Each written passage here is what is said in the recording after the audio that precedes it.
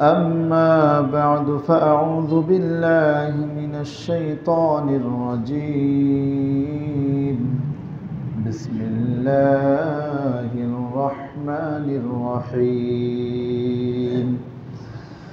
ثم قست قلوبكم من بعد ذلك فهي كالحجارة أو أشد قسوة وإن من الحجارة لما يتفجر منه الأنهار وإن منها لما يشقق فيخرج منه الماء وإن منها لما يهبط من خشية الله وما الله بغافل عما تعملون.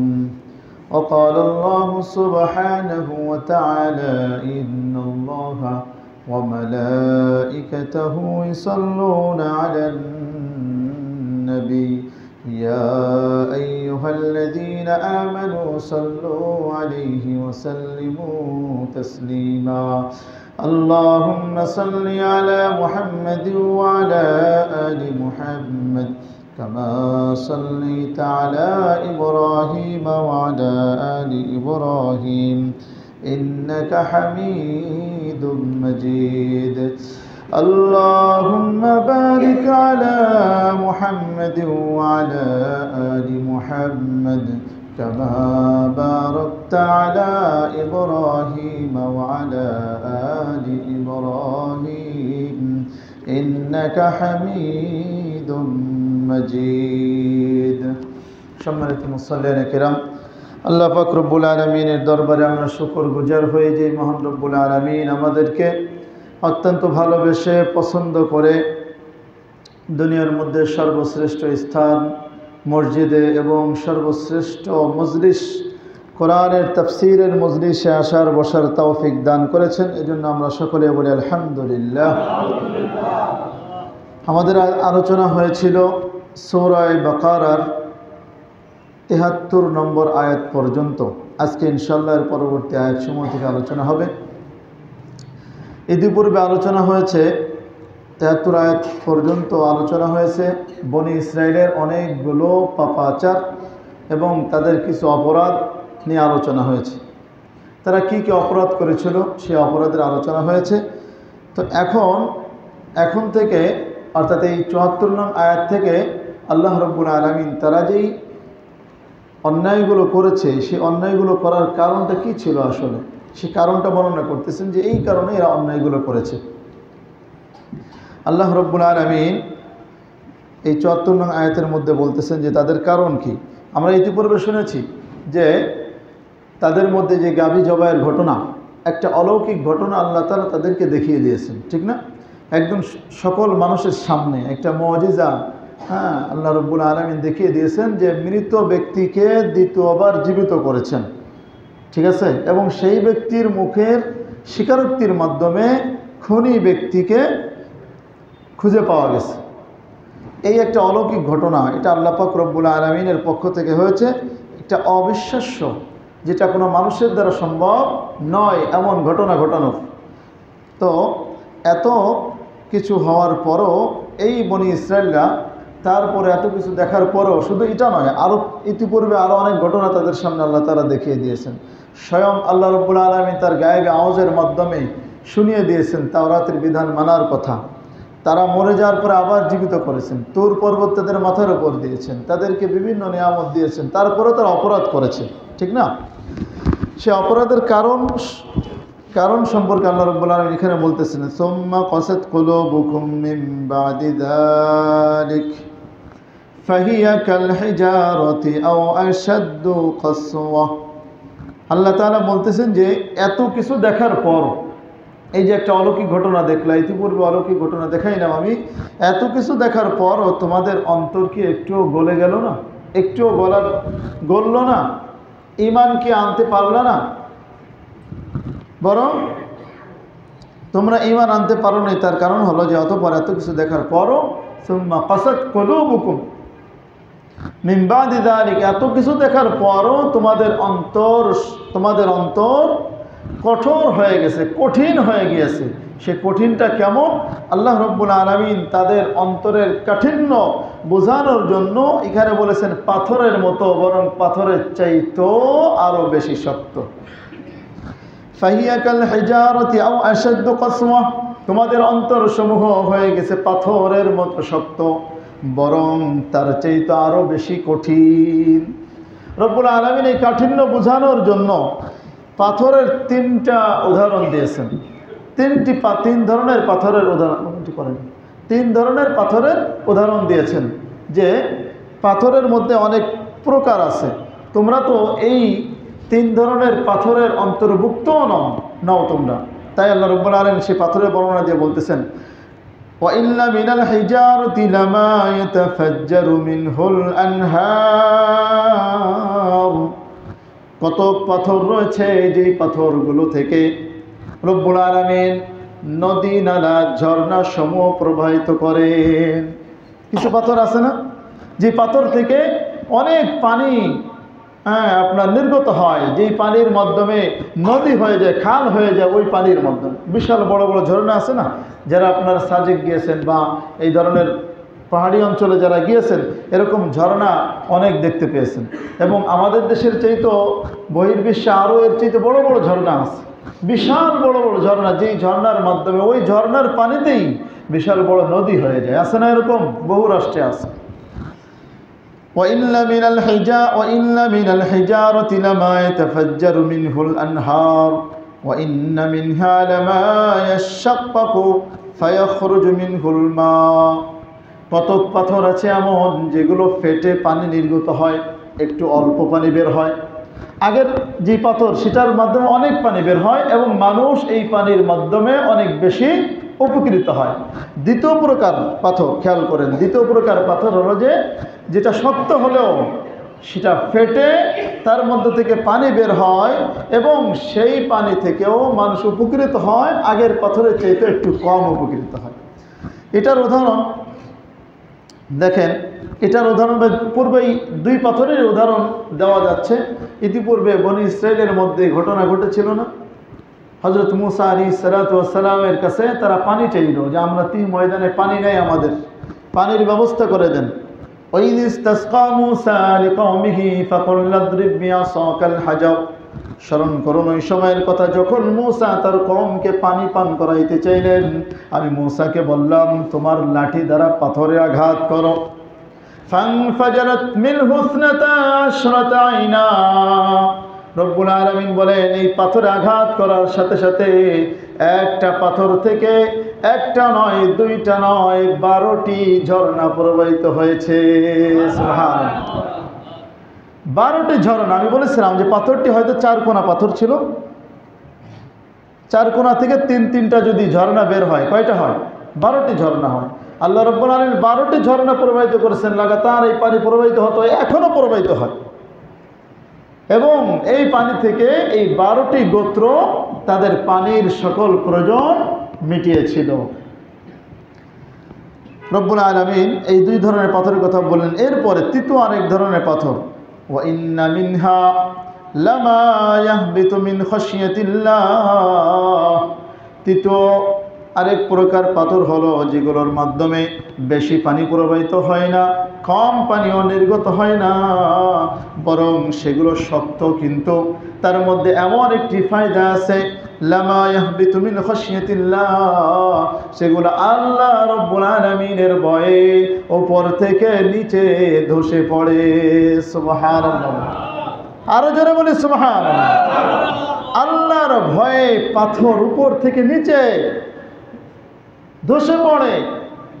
তোর মধ্যে আর কোনো দুনিয়াবি মানুষ কোনো ক্ষতি মানে উপকার হাসিল করতে না পারলেও ওর মধ্যে একটা মহামূল্যবান গুণ, সেটার আল্লাহর ভয়ে সে নিচে পড়ে যায়, আল্লাহর ভয়ে অবনত হয়ে যায়। ভাইরা আমার, এই 3 ধরনের পাথরের কথা বলে রব্বুল আলামিন বলতেছেন ওয়ামাল্লাহু বিগাফিলিন আম্মা তা'মালুন, কিন্তু তোমরা যেই কাজগুলো করতেছো তোমাদের অন্তর এই 3 শ্রেণীর পাথরের কোনো একটার অন্তর্ভুক্ত নয়, বরং এর চাইতে আরো কঠিন, এর চাইতে আরো অনুপকারী। তোমাদের মাধ্যমে কেউ উপকৃত হয় না, নিজেরা উপকৃত হও না ঈমান আনার মাধ্যমে। কিন্তু তোমরা যেই কাজগুলো করতেছো তোমাদের কাজ সম্পর্কে রব্বুল আলামিন বেখবর নন। আমরা যা কিছু করি, দুনিয়ার মানুষ যা কিছু করে, সব কিছু প্রকাশ্য হোক গোপনে হোক, সেটা সামনে আরেক আয়াতের মধ্যে আরো স্পষ্ট করে আল্লাহ তাআলা বলে দিচ্ছেন যে তুমি প্রকাশ্য যা কিছু করো, গোপনে যা কিছু করো, সব কিছু যিনি জানেন তিনি কে? আল্লাহ। রব্বুল আলামিন এখানে দেখেন 3 ধরনের পাথরের উদাহরণ দিয়েছেন। প্রথম, যেটার মাধ্যমে অনেক পানি নির্গত হয়, নদী নালা প্রবাহিত হয়, যার মাধ্যমে মানুষ বেশি উপকৃত হয়। আর দ্বিতীয় প্রকার, যার মাধ্যমে পানি অল্প প্রবাহিত হয়, মানুষও অল্প উপকৃত হয়। আর তৃতীয় প্রকার পাথর, যার মাধ্যমে মানুষ উপকৃত না হলেও তার মধ্যে এমন ফায়দা আছে যে আল্লাহর ভয়ে সে মাটিতে পড়ে যায়। আল্লাহ রব্বুল আলামিন বোঝাতে চাচ্ছেন যে বান্দা, হে বনি ইসরাইলরা, তোমাদের অন্তর তো এর চেয়ে তো কঠিন হয়ে গেছে। তোমাদের অন্তর এরকম প্রথম শ্রেণীর পাথরের মতো নয় যে মানুষ তোমাদের মধ্যে উপকৃত হবে, দ্বিতীয় শ্রেণীর মতো নয় যে তোমাদের মাধ্যমে কিছু হলে উপকৃত হবে, আর প্রথম 2 শ্রেণীর বাদ দিলাম, এটা না হলেও তোমাদের মধ্যে তো কমপক্ষে আল্লাহর ভয় থাকার দরকার ছিল। এত ধরনের তুমি অলৌকিক ঘটনা দেখেছো, এত মুজিজা দেখেছো, তোমার অন্তর কি আল্লাহর ভয়ে একটু কেঁপে ওঠার দরকার ছিল না? আল্লাহ তাআলা বোঝাতে চাচ্ছেন যে তোমাদের অন্তরতে এতটুকুও না, আল্লাহর ভয়ে তোমাদের অন্তর কাঁপে না, এত শক্ত হয়ে গেছে।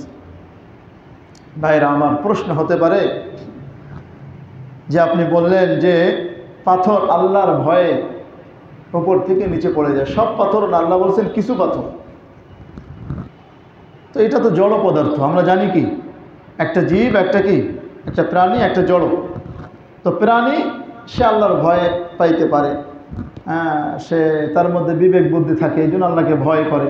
কিন্তু পাথরের মধ্যে, অথবা মনে করি যে কাঠটাই জড় পদার্থ না, এর মধ্যে কি কোনো প্রাণ আছে নাকি? আমরা জানি যে এর মধ্যে কোনো প্রাণ নাই, কিন্তু এই আয়াতের মাধ্যমে প্রমাণ হয় জড় পদার্থের মধ্যেও এক ধরনের সূক্ষ্ম প্রাণ রয়েছে, অনুভূতি শক্তি রয়েছে, চেতনা শক্তি রয়েছে, যার কারণে জড় পদার্থ জিনিসও আল্লাহ তাআলাকে ভয় করে। এর প্রমাণ দিতে গিয়ে দেখেন সূরা আহজাবের ৭২ নং আয়াতের মধ্যে আল্লাহ তাআলা বলেন, ইন্না আরাদনাল আমানাতা আলাস সামাওয়াতি ওয়াল আরদি ওয়াল জিবাল فأبين أن يحملنها وأشفقن منها وحملها الإنسان إنه كان ظلوما جهولا। রব্বুল আলামিন বলতেছেন যে আমি এই আমানত, এই কোরআন নামক আমানত আমি পেশ করেছিলাম পাহাড়ের কাছে। পাহাড়, তুমি এটা গ্রহণ করো। ইন্না আরাদনাল আমানাতা আলাস সামাওয়াতি ওয়াল আরদ, আসমান জমিন এবং পাহাড়ের কাছে আমি অর্পণ করেছিলাম। ফাআবাইনা আন ইয়াহমিলনাহা, তারা এই সকল আসমান জমিন এবং পাহাড় এই আমানত গ্রহণ করতে তারা অস্বীকার করলো যে আল্লাহ আমাদের দ্বারা এটা সম্ভব নয়। ফাআবাইনা আন ইয়াহমিলনাহা ওয়া আশফাকনা মিনহা, এবং তারা আল্লাহর কাছে অবনত হয়ে গেল। বলে সুবহানাল্লাহ। যদি তাদের মধ্যে প্রাণ না থাকবে তাহলে তারা অস্বীকার বা করলো কিভাবে? বহন আর আল্লাহ তাআলা বহন করতে তাদের কাছে পেশ বা কেন করলেন? তাদের মধ্যে সে শক্তি আছে, প্রাণ শক্তি আছে বলেই তো আল্লাহ তাআলা তাদেরকে বহন করার কথা বলেছেন যে বহন করো, পেশ করেছেন। তারাও অস্বীকার করেছে, না আল্লাহ আমাদের দ্বারা সম্ভব না। অস্বীকার করা মানে অবনত হয়েছে তারা। অন্য আয়াতের মধ্যে আল্লাহ রাব্বুল আলামিন সূরা বনী ইসরাঈলের 44 নং আয়াতে আল্লাহ তাআলা বলেন, তুসাব্বিহু লাহুস সামাওয়াতুস সাবউ ওয়াল আরদু ওয়া মান ফীহিন্না, আসমান সমূহ এবং জমিন এবং এতদ্বয়ের মধ্যে যা কিছু আছে সব কিছুই রব্বুল আলামিনের জন্য তাসবিহ পাঠ করেন। বলে সুবহানাল্লাহ। সব কিছুই আল্লাহ তাআলার তাসবিহ পাঠ করে, আসমান সমূহ জমিনেও তাসবিহ পাঠ করে। আর ওমান ফীহিন্না, আসমান জমিনের মধ্যে যা কিছু আছে কোনো কিছু আল্লাহ তাআলা বাদ দেননি, বলতেছেন সব কিছুই কার তাসবিহ পাঠ করে? আল্লাহ রাব্বুল আলামিনের তাসবিহ পাঠ করে। শুধু তাই নয়, আল্লাহ রাব্বুল আলামিন আরো গভীরে গিয়ে আরো তাকিদের সহিত বলতেছেন ওয়া ইম মিন শাইইন ইল্লা ইউসাব্বিহু বিহামদিহি ওয়ালাকিন লা তাফকাহুনা তাসবিহাহুম। রব্বুল আলামিন বলতেছেন এমন কোন জিনিস নাই দুনিয়া এবং আসমানের মধ্যে, এমন কোন জিনিস নাই যেগুলো আল্লাহ রব্বুল আলামিনের তাসবিহ পাঠ করে না। সুবহানাল্লাহ বলি। অর্থাৎ যা কিছু আছে সব কিছু আমরা যেটা দেখি অথবা না দেখি সব কিছুই আল্লাহ তাআলার তাসবিহ পাঠ করে। আল্লাহ তাআলা এখানে ইস্তিসনা ব্যবহার করছেন, অর্থাৎ বলছেন এমন কোনো জিনিস নাই যেগুলো আল্লাহ তাআলার তাসবিহ পাঠ করে না। তার মানে কোনো জিনিসই এর মধ্য থেকে বাদ নাই।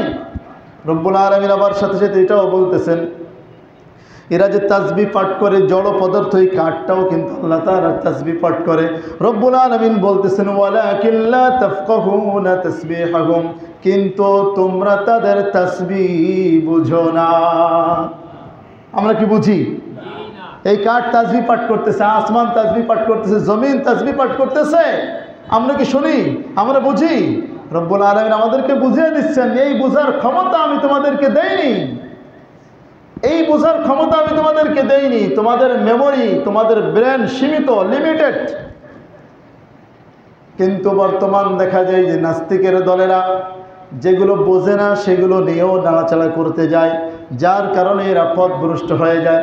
রব্বুল আলামিন নবীজি সাল্লাল্লাহু আলাইহি ওয়াসাল্লাম বলেন তাফাক্কারু ফি খালকিল্লাহ ওয়ালা তাতাফাক্কারু ফিল্লাহ, তোমরা আল্লাহর সৃষ্টি নিয়ে চিন্তা করো, গবেষণা করো, কিন্তু আল্লাহর সত্তা নিয়ে তোমরা চিন্তা ফিকির করবা না। কেন? কারণ আল্লাহকে নিয়ে চিন্তা করার, আল্লাহর সত্তা নিয়ে চিন্তা করার সেই ক্ষমতা আমাদেরকে আল্লাহ তাআলা দেননি। আপনি বুঝবেন যে মোবাইলের মধ্যে স্টোরেজ থাকে না, মনে করেন যে 100 জিবি আছে, সেই 100 জিবির বাইরে কি বা 100 জিবির বেশি তার মধ্যে কি লোড নেবে? কি বলেন? ধরবে? ধরবে না। তো আমাদের মেমোরিটা ওরকম মনে করেন যে একটা লিমিটেড দিয়ে দিয়েছেন, 100 জিবির মতো মনে করেন আর কি, এরকম একটা লিমিট দিয়ে দিয়েছেন, এর বাইরে আমরা বুঝবো না। আরে দুনিয়ার মধ্যেই তো কত জিনিস আছে এখনো বৈজ্ঞানিক বিজ্ঞানীরা বৈজ্ঞানিকভাবে তারা আবিষ্কার করতে এখনো পারেনি। আমরা জেনেছি যে ফিরাউন কিন্তু নবীজি সাল্লাল্লাহু আলাইহি সাল্লামের জামানায় ফিরাউনের লাশ আবিষ্কৃত হয়নি, কিন্তু হাদিসের মধ্যে তো তখন থেকেই পাওয়া যায়, কোরআনের মধ্যে তো তখন থেকেই পাওয়া যায়। আবিষ্কৃত হয়েছে, তার লাশ পাওয়া গিয়েছে প্রায় আপনার 300 বছর পরে বা 1000 বছর পরে, এরকম আর কি, যা অনেক পরে আর কি আবিষ্কার হয়েছে যে ফিরাউনের লাশ পাওয়া গেছে, মিশরে আছে। তো ভাইরা আমার, যেটা বলতেছিলাম যে জড় পদার্থেরও জীবন আছে, প্রাণ আছে, কিন্তু আমরা বুঝি না। রব্বুল আলামিন আরো অনেক আয়াতের মধ্যে স্পষ্ট করে দিয়েছেন। সূরা রহমানের মধ্যে বলেন ওয়াল নাজমু ওয়াশ শাজারু ইয়াসজুদান, নক্ষত্র রাজি এবং বৃক্ষ রাজি রব্বুল আলামিনের জন্য সিজদা করে। সুবহানাল্লাহ। রব্বুল আলামিন আরো বলেন সূরা নাহলের মধ্যে আওয়ালাম ইয়ারাউ ইলা মা খালাকাল্লাহু মিন শাইইন ইয়াতাফায়্যাউ যিলালুহু আনিল ইয়ামিনি ওয়াশ শামাইলি সুজদান লিল্লাহি ওয়া হুম দাখিরুন, তারা কি দেখে না, তারা কি দেখে না যে গাছপালা, আওয়ালাম ইয়ারাউ ইলা মা খালাকাল্লাহু মিন শাই, গাছপালা বৃক্ষরাজি ইত্যাদি যা কিছু আছে সব কিছুই তার ডানে এবং বামে তারা ঢলে পড়ে রব্বুল আলামিনের সামনে অবনত হয়ে সিজদায় লুটিয়ে পড়ে। সুবহানাল্লাহ। প্রতিটা জিনিস আল্লাহ তাআলা কি সিজদা করে। সূরা হাশরের মধ্যে আল্লাহ তাআলা আরো বলেন লাউ আনজালনা হাযাল কুরআন আলা জাবালিন লারাআইতাহু খাশিআন মুতাসাদ্দিআ, প্রিয় হাবিব সাল্লাল্লাহু আলাইহি ওয়াসাল্লাম, আমি যদি কোরআনকে পাহাড়ের উপর অবতীর্ণ করতাম, আপনি দেখতেন পাহাড়কেও অবনত হয়ে, ভীত হয়ে সে একদম অবনত হয়ে সিজদায় লুটিয়ে পড়তো। সুবহানাল্লাহ। তো এরকম আল্লাহ রাব্বুল আলামিন বিভিন্ন আয়াতের মাধ্যমে প্রমাণ করেছেন জড় বস্তুর মধ্যেও কি আছে? প্রাণ আছে। আর হাদিসের মধ্যে দেখেন, প্রসিদ্ধ একটা হাদিস আমরা জানি, নবীজি সাল্লাল্লাহু আলাইহি ওয়াসাল্লাম মসজিদে নববীতে খুতবা দিতেন একটা মরা খেজুর গাছের কাণ্ডর সঙ্গে হেলান দিয়ে। জানি না আমরা হাদিস? যেদিন মেম্বার বানানো হলো, মেম্বার বানানোর পরে ওই কাঠটি সরিয়ে ফেলানো হলো, কাঠটিকে যখন সরিয়ে ফেলানো হলো, ওই খেজুর গাছের কাণ্ডটি অঝরে কাঁদতে শুরু করে দিয়েছে। সুবহানাল্লাহ। হাদিসের মধ্যে আছে যে তার কান্না সাহাবীরা পর্যন্ত তার কান্নার আওয়াজ শুনতে পেয়েছিল। আরো জোরে বলি সুবহানাল্লাহ। তাহলে তার মধ্যে যদি প্রাণ না থাকতো কাঁদতে পারতো? হাদিসের মধ্যে আছে নবীজি সাল্লাল্লাহু আলাইহি সাল্লাম তখন তার আওয়াজ শুনে ওই গাছের কাছে গিয়েছেন, হ্যাঁ, গাছটিকে ধরেছেন, আরো জোরে কাঁদা শুরু করে দিয়েছেন। আরেক হাদিসের মধ্যে আছে সহিহ মুসলিম শরীফের হাদিস, নবীজি সাল্লাল্লাহু আলাইহি সাল্লাম বলেন, আমি নবুয়ত লাভের আগে মক্কার অমুক পাথর অমুক গাছ আমাকে দেখলে সালাম দিত। সুবহানাল্লাহ। তাহলে এই সকল কোরআন এবং হাদিসের মাধ্যমে প্রমাণিত হয় জড় বস্তুর মধ্যেও কি আছে? প্রাণ আছে, সূক্ষ্ম প্রাণ। এমনি প্রাণী বলতে আমরা যেগুলো বুঝি সেগুলোর মধ্যে তো একটু বোঝা যায় যেগুলোর মধ্যে প্রাণ আছে, কিন্তু জড় বস্তুর মধ্যেও প্রাণ আছে, আমরা বুঝি না। এটা বুঝেন কে? আল্লাহ তাআলা আমাদেরকে বলে দিয়েছেন, তোমরা কিন্তু তাদের প্রাণ যে আছে এটা তোমরা বুঝবা। এই জন্য আমরা ওটাকে জড় পদার্থ বলি, কিন্তু কোরআনের মাধ্যমে প্রমাণিত হলো যে জড় পদার্থ কিন্তু তার মধ্যে প্রাণ আছে, চেতনা আছে, এবং আল্লাহর ভয়ে সে উপর থেকে পড়তে পারে। এই বিষয়টা এখান থেকে প্রমাণিত হলো। ভাইরা আমার, এই ছিল কারণ তাদের অন্যায়গুলো করার কারণ। অন্যায়গুলো যে করেছিল তার কারণ তাদের অন্তর কঠিন হয়ে গিয়েছিল, পাথরের চাইতেও শক্ত হয়ে গিয়েছিল, যার কারণে এত অলৌকিক ঘটনা শোনার পরও, নবীর জামানা ইহুদেরাও এরকম কোরআনের কথা শোনার পরও, তাদের তাওরাতে নবীজি সাল্লাল্লাহু আলাইহি ওয়াসাল্লামের সকল গুণাগুণ বর্ণিত হওয়ার পরও তাদের অন্তর গলেনি, ঈমান গ্রহণ করতে পারেনি। ইহুদিদের মধ্যে নবীজির জামানায় সাল্লাল্লাহু আলাইহি ওয়াসাল্লাম ইহুদিরা তারা ঈমান আনতো না, ঈমান আনেনি, কিন্তু নবীজি সাল্লাল্লাহু আলাইহি ওয়াসাল্লাম সহ সাহাবীরাও কামনা করত যে এরা যদি ঈমান আনতো কতই না ভালো হতো, এরা যদি ঈমান আনতো কতই না ভালো হতো। কিন্তু রব্বুল আলামিন নবীজি সাল্লাল্লাহু আলাইহি ওয়াসাল্লাম এবং মুমিনদেরকে তাদের একটা নিরাশতার খবর জানিয়ে দিলেন যে তাদের ব্যাপারে তোমাদের এত আগ্রহী হয়ে লাভ নাই, তারা ঈমান আনবে না। তাদের পূর্ববর্তীদের খবর হলো তাদের অন্তর কঠিন হয়ে গেছে, এত অলৌকিক ঘটনা দেখেছে, কিন্তু তারপরও ঈমান আনেনি, আর এরাও ঈমান আনবে না। তাই আল্লাহ তাআলা এর পরের আয়াতে বলতেছেন, আফাতাতমাউনা আন ইউমিনু লাকুম ওয়া ক্বাদ কানা ফারীকুম মিনহুম ইয়াসমাউনা কালামাল্লাহ সুম্মা ইউহাররিফুনাহু মিন বা'দি মা আকালুহু ওয়া হুম ইয়ালামুন। আল্লাহ তাআলা বলেন, তোমরা কি কামনা করতেছো, আশা করতেছো ইহুদিরা যেন তোমাদের কথায় ঈমান আনে? ফাকাদ কানা ফারীকুম মিনহুম, অথচ তাদের মধ্যে একটা দল ছিল যারা কালামাল্লাহ ইসমাউনা কালামাল্লাহ, আল্লাহর কালাম শুনতো, আল্লাহর বাণী শুনতো, সুম্মা ইউহাররিফুনাহু মিন বা'দি মা আকালু, এরপরে সেটা বোঝার পরও সেটার অপব্যাখ্যা করতো। হুম ইয়ালামুন, যে তারা অপব্যাখ্যা করতেছে এটা নিজেরা জেনে বুঝেও তারা অপব্যাখ্যা করত।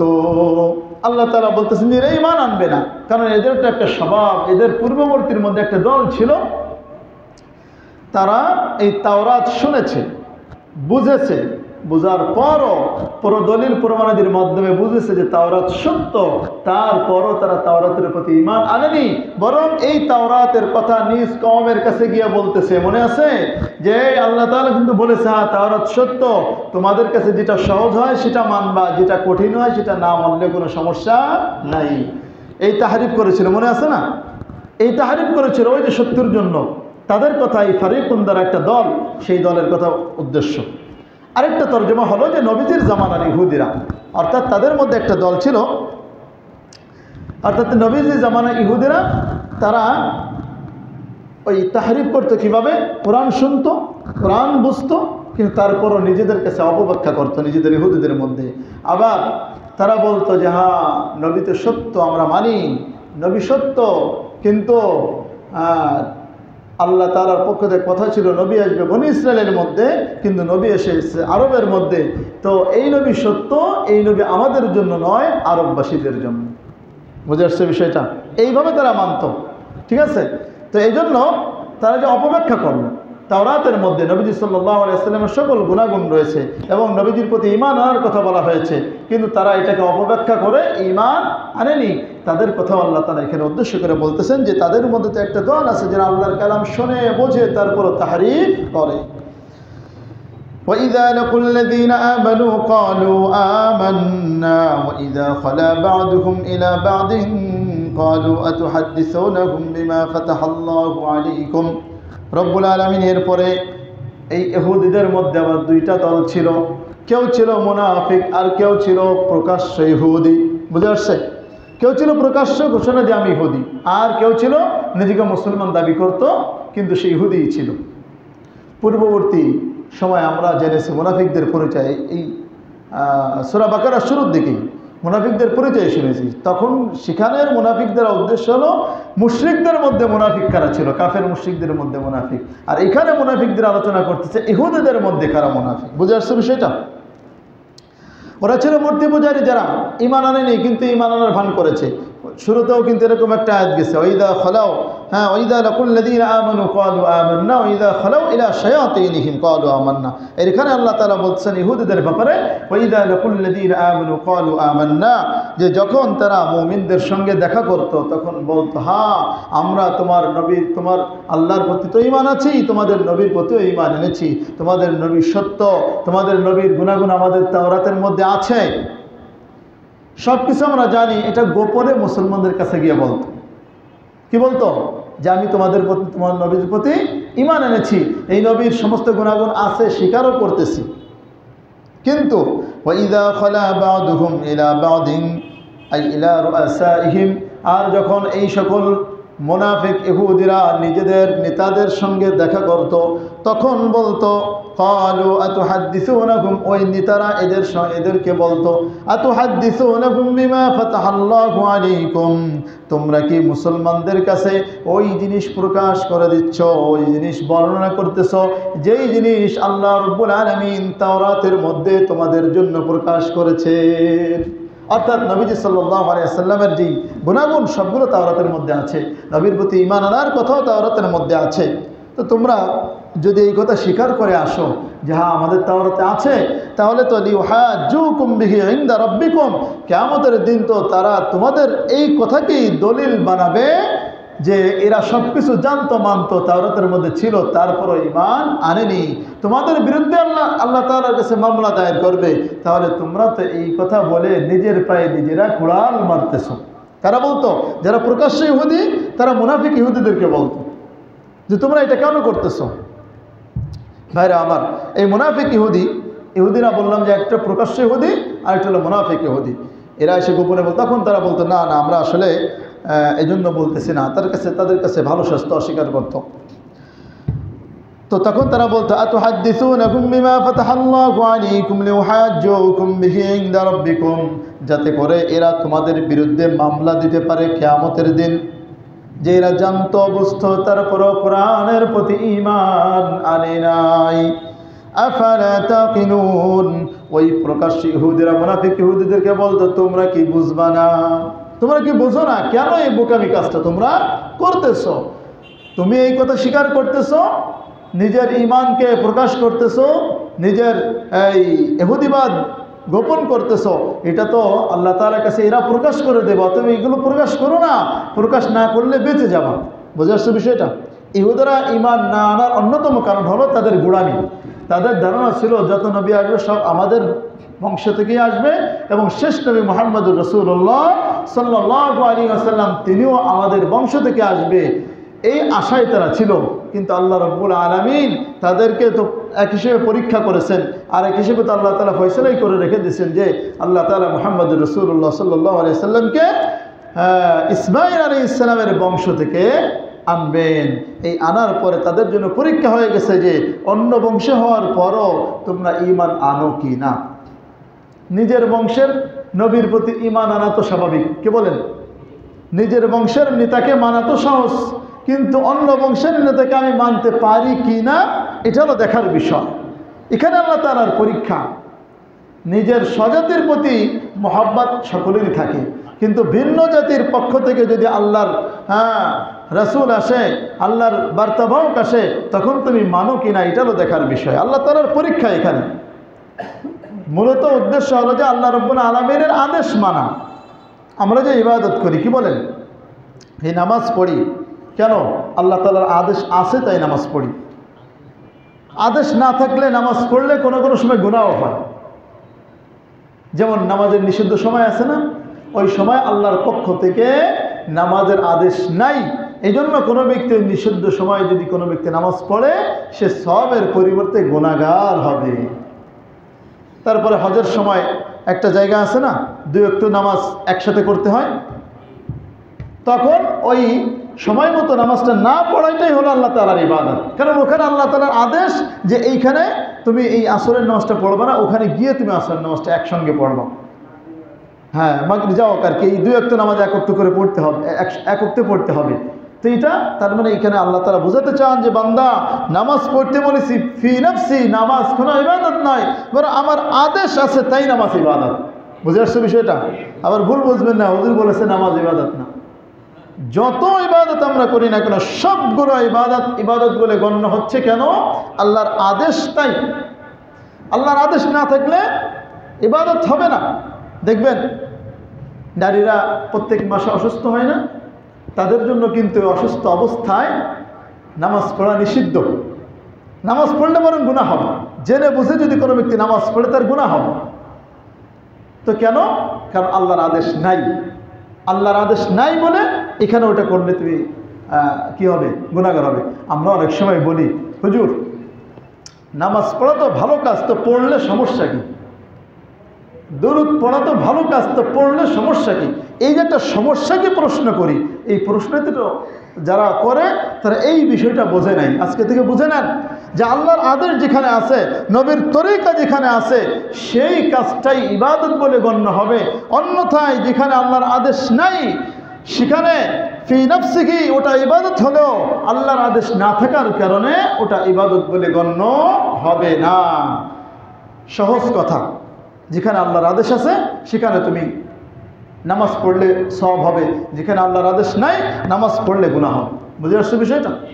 তো এখানে আল্লাহ তাআলা তাদেরকে তো পরীক্ষা করলেন যে নবীর কথা মানো কিনা। আসলে নবী যে তোমাদের কাছে প্রেরণ করেছে, নবী সত্য, এটা তুমি মানো কিনা, তোমার স্বজাতি হোক বা ভিন্ন জাতি হোক। উহুদের যুদ্ধ নবী সাল্লাল্লাহু আলাইহি ওয়াসাল্লাম যখন ইন্তেকাল করলেন, সামনের সাথে আলোচনা করবো ইনশাআল্লাহ, তখন ওমর রাদিয়াল্লাহু আনহু বেচান হয়ে গেছিলেন। যে বলবে নবী মারা গেছে তাকে হত্যা করে ফেলবো, এরকম অবস্থা হয়ে গেছিল। কেন? ভালোবাসার আতিশয্যের কারণে। কিন্তু যখন ওমর রাদিয়াল্লাহু আনহু তাকে স্মরণ করিয়ে দিলেন আয়াত,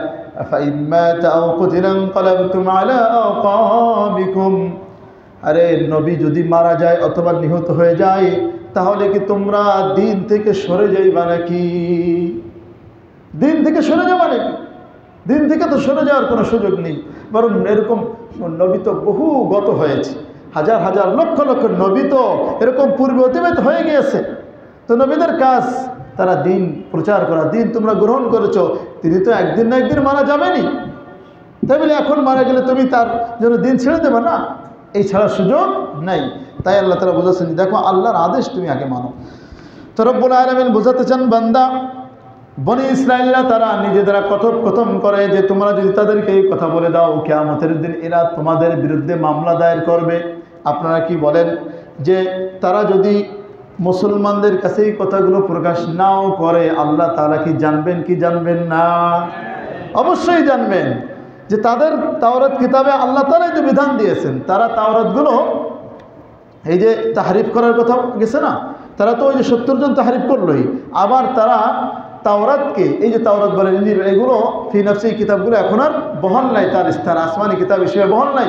এরা রদ বদল করে শাব্দিক এবং শাব্দিকভাবে অর্থগতভাবে পরিবর্তন করে ফেলেছে।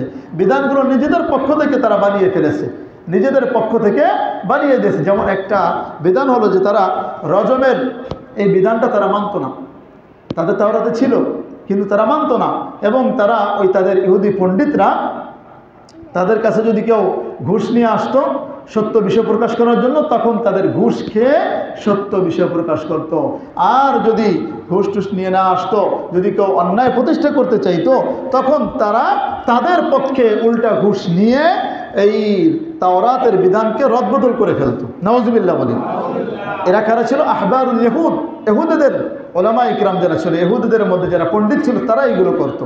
আল্লাহ তাআলা বলতেছে যে তাদের এই বিধানও প্রকাশ করে দিয়েছেন আল্লাহ তাআলা। তারা তো বলেনি, তারপরে প্রকাশ করে দিয়েছেন। কোরআনের মধ্যে আল্লাহ তাআলা এই জিনাকারীদের শাস্তি আল্লাহ তাআলা বলে দিয়েছেন যে, এবং হাদিসের মধ্যেও রয়েছে যে জিনাকারী যদি বিবাহিত হয় নারী পুরুষ, তাহলে তাদেরকে রজম করো, অর্থাৎ পাথর মেরে জীবিত অবস্থায় পাথর মারতে মারতে তাদেরকে হত্যা করবা, এটা হলো বিধান। আর যদি বিবাহিত না হয় তাদেরকে 80 বেত্রাঘাত করো যদি প্রমাণিত হয়। এই বিধানটা হবো তাওরাতের মধ্যেও আছে, কিন্তু তারা গোপন করেছিল। তারা বড় লোকের ছেলে যদি জিনা করত, তখন তাকে কোনো মতে টাকা টুকা খেয়ে তাদেরকে একটু চুনকালি দিয়ে শহরে ঘোরায় শাস্তি দিত। আর গরিবের ছেলে যদি অন্যায় করত, তাহলে তাকে রজম মারত। এই ছিল তাদের অবস্থা। এই যুগেও কিছু ওলামায়ে সু ছিল, এখনো হয়তো আছে, সামনে আবার দেখা যাবে কোনো দল ক্ষমতায় আসলে। যেই ওলামায়ে ইকরাম, যেই আলেম, নামধারী আলেম কোনো সরকারের পাঁচাটে হক বাতিল কোনো পার্থক্য করে না, এরাই হলো ওরকম বনি ইসরাইলের মতো, ওই বনি ইসরাইলের ওলামাদের মতো ওলামায়ে সু, এবং জাহান্নামের ইন্ধন হবে এরা। ঠিক কিনা মুসলমান? এই জন্য ভাইরা আমার মনে রাখতে হবে, আলেমদেরকে কোনো সরকারের অনুগত হওয়া যাবে না, কোনো বাতিল সরকারের অনুগত হওয়া যাবে না। মনে আছে ইমাম বুখারীর ঘটনা বলেছিলাম, তার সন্তানকে বলেছে যে আমার বাসায় এসে পড়ায় যাতে, বলেছে না, তুমি বা রাজা দেশের বাচ্চা হতে পারো, কিন্তু এলেম তোমার দরজায় যাবে না, বরং এলেম পাইতে হলে তার দরজায় তোমাকে যেতে হবে। এরপরে রাজার পক্ষ থেকে অনেক নির্যাতনের শিকার হয়েছেন, কিন্তু তার হকের কথা তিনি ছাড়েন নাই। এজন্য আমাদের এমন হতে হবে ভাইরা আমার, আপনাদের সাহায্য করতে হবে। হ্যাঁ, এই যে কিছু জিনিস আমার খুব খারাপ লাগতেছে, আত্মমর্যাদায় লাগে।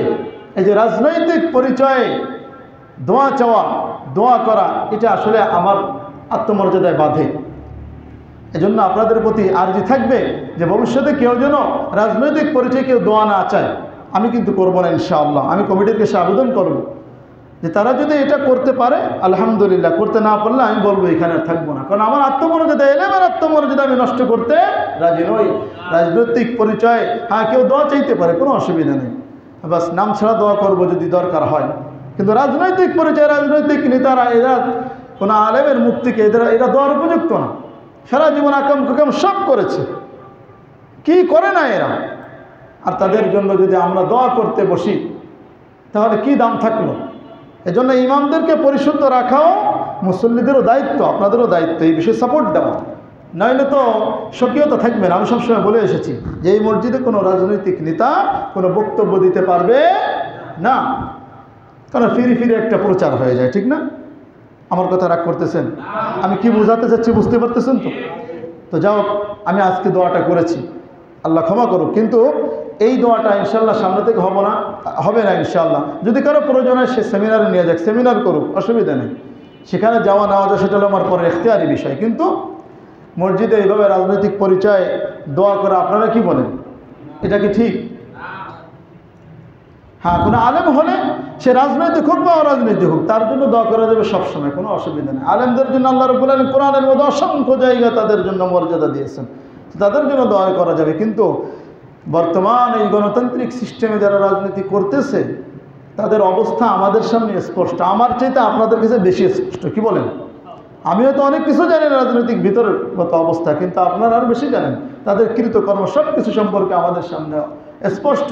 এজন্য দয়া করে অনুরোধ করব, এরকম যেন আমার কাছে অনুরোধ করা না হয়। অনুরোধ করলে ভাই আমি পারবো না, আমি অচিরেই এটা আমি কমিটির কাছে জানাবো যে এটা যেন না হয়। কোনো রাজনৈতিক পরিচয় কোনো ব্যক্তির জন্য দোয়া আমি করতে পারবো না, চাই চাকরি থাকুক বা না থাকুক, হতে কোনো অসুবিধা নেই। রিজিকের মালিক কে? আল্লাহ তাআলা। রিজিক আল্লাহ তাআলা ব্যবস্থা করবেন, হকের কথা ছাড়া যাবে না। দেখেন রব্বুল আলামিন বলতেছেন, তাদের এই কথোপকথনের জবাব দিচ্ছেন যে তারা মনে করতেছে যে তারা না বললে আল্লাহ জানবেন না, কিন্তু তারা কি এটা মনে করে না? আওয়ালা ইয়ালামুনা আন্নাল্লাহ ইয়ালামু মা ইউসিররুনা ওয়া মা ইউলিনুন। আরে ইহুদিরা কি জানে না যে আল্লাহ রাব্বুল আলামিন তারা যা গোপন করে, যা প্রকাশ করে সব কিছুই জানেন। সুবহানাল্লাহ। আল্লাহ তাআলা জবাব দিয়েছেন যে অবশ্যই আল্লাহ তাআলা জানেন। তারা কি এটা জানে না? কেন জানে না? আল্লাহ তাআলা তো সব কিছু জানেন, তারা প্রকাশ করুক বা গোপন রাখুন, সব কিছু আল্লাহ তাআলা জানেন, সব কিছুই আল্লাহ তাআলা জানেন। তাহলে কেন তারা এরকম অনর্থক কথাবার্তা বলতেছে? ভাইরা আমার, এই ছিল আজকের আলোচনা। ইহুদিদের আলেমরা যেই তাহরিফ করতো, অন্যায়গুলো করতো, এখানে তাদের আলোচনা শেষ হলো। সামনে থেকে আলোচনা আসতেছে ইহুদিদের মধ্যে যারা সাধারণ মানুষ, তারাও কিছু মিথ্যা আশা নিয়ে থাকতো।